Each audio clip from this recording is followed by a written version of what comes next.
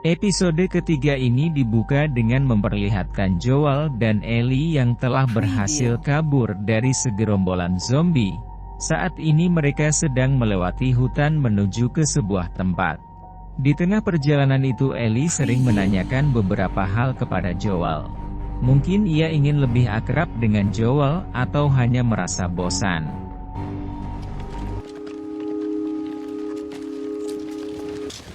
Not often, no. What are you looking out for? How'd you get that scar on your head? Stairs. Okay, so what then? Someone shot at me and missed. See, that's cool. Shoot back? Yeah. Hingga tak terasa mereka pun tiba di sebuah toko. Di toko itulah Joel dan Tess memiliki tempat persembunyian senjata rahasia saat Joel sedang sibuk memeriksa tempat itu. Ellie perlahan masuk ke dalam toko dan menemukan ruangan bawah tanah. Di dalam ruangan itulah Ellie menemukan sebuah barang dan seorang zombie yang sedang terjebak. Awalnya Ellie hanya menyayat dahi zombie itu untuk melihat bagaimana kulit di dalamnya. Namun kemudian ia pun menusuk zombie itu sampai mati.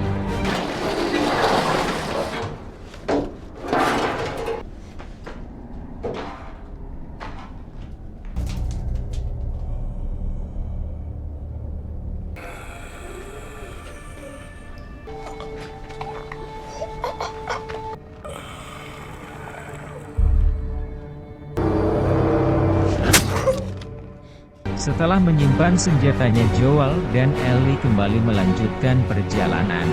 Saat itu mereka berdua melihat bangkai pesawat di atas sebuah bukit. Ellie yang tidak pernah melihat dunia luar merasa iri dengan orang-orang yang pernah naik pesawat. Ia saja tidak pernah menaiki mobil sama sekali, apalagi pesawat atau kendaraan lain. Setelah itu Ellie penasaran dengan bagaimana awal mula kemunculan jamur cordyceps.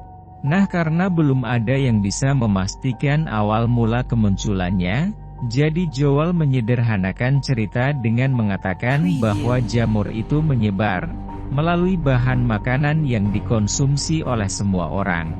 Orang yang terinfeksi kemudian berubah menjadi zombie, lalu menggigit orang lain. Hingga dunia pun berubah menjadi seperti ini. Tak lama kemudian Joel dan Ellie melewati tulang belulang manusia. Terlihat jelas mereka semua bukanlah korban infeksi jamur, melainkan mereka sengaja dibunuh oleh pasukan militer untuk menghentikan penyebaran wabah. Jadi di tahun 2003 pasukan militer mengevakuasi semua warga di sebuah kota. Mereka dijanjikan tempat perlindungan padahal pasukan militer berniat membunuh mereka semua. Namun ternyata ada satu orang yang tidak ikut dievakuasi. Ia adalah seorang pria bernama Bill. Bill sengaja bersembunyi di ruangan bawah tanah rumahnya, karena ia tahu bahwa pasukan militer tidak bisa dipercaya. Setelah semua orang dibawa pergi, Bill resmi menjadi satu-satunya orang yang hidup di kota itu. Ia pun mulai mempersiapkan segala sesuatu untuk bertahan hidup.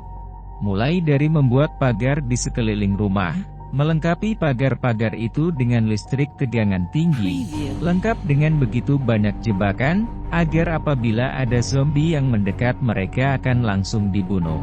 Selain itu Bill juga mulai berkebun dan berternak, agar hasilnya bisa ia konsumsi. Begitulah Bill menjalani hidupnya selama bertahun-tahun, sampai di tahun 2007 ia pun bertemu dengan seseorang yang tidak sengaja masuk ke dalam jebakannya. Pria itu bernama Frank. Frank berkata bahwa ia berasal dari Kyushu Timore, dan menjadi satu-satunya orang yang selamat dalam rombongannya. Setelah Bill memeriksa kondisi Frank, ia pun percaya bahwa Frank tidak terinfeksi jamur. Nah, karena merasa kesepian Bill pun menerima Frank untuk hidup bersamanya. Selama bertahun-tahun mereka pun menjalani kehidupan bersama dan saling membantu satu sama lain. Hingga akhirnya di tahun 2010 Frank berkenalan dengan Tess melalui radio, dan mengundangnya untuk datang ke rumah mereka.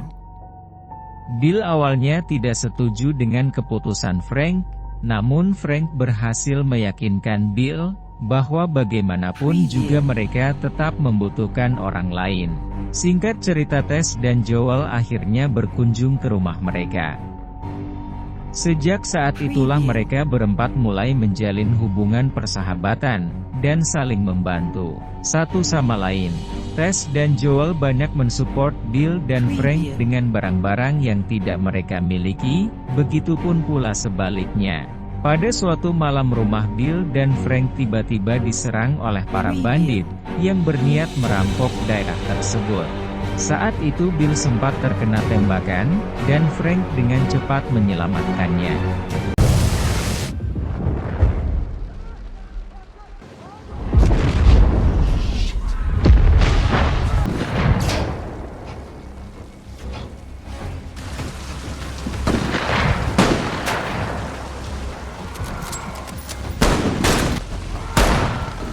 No! We gotta get you inside. Hold on to me! I gotcha. I gotcha. Dalam kondisi seperti itu, Bill terus mengkhawatirkan keselamatan Frank dan memintanya untuk menghubungi Joel. Meskipun begitu, Frank nyatanya tidak peduli dan terus berusaha menyelamatkan nyawa Bill. Beruntung dengan kemampuannya, Frank berhasil melakukan hal itu, hingga mereka berdua pun bertahan hidup sampai di tahun 2023. Terlihat pada tahun itu Frank dan Bill sudah sangat tua. Frank bahkan mengalami lumpuh akibat penyakit degeneratif yang ia derita. Frank yang sudah merasakan kedekatan ajalnya tidak sanggup bertahan hidup dengan kondisi seperti itu. Ia pun meminta Bill untuk memberinya racun agar ia bisa mati dengan tenang. Nah, karena persahabatan mereka yang sangat erat, Bill pun mengikuti takdir Frank dan ikut mati bersamanya. Kembali ke Joel dan Ellie, mereka berdua pun akhirnya sampai di rumah Bill dan Frank. Berbeda dengan kondisi terakhir saat ia berkunjung. Kini lokasi itu terlihat sangat kotor dan tidak terurus. Sesampai di dalam rumah, mereka pun menemukan secarik surat yang ditulis langsung oleh Bill. Dalam surat itu Bill mengatakan bahwa ia dan Frank sudah meninggal dunia, dan mayat mereka telah tertidur tenang di dalam kamar. Ia pun meninggalkan semua senjata dan barang-barang yang ada di rumahnya untuk Joel dengan mobil dan semua perlengkapan itu. Joel dan Ellie akan pergi mencari Tommy, di mana Tommy sebenarnya adalah mantan anggota Firefly, sehingga ia pasti mengetahui di mana lokasi laboratorium Firefly berada.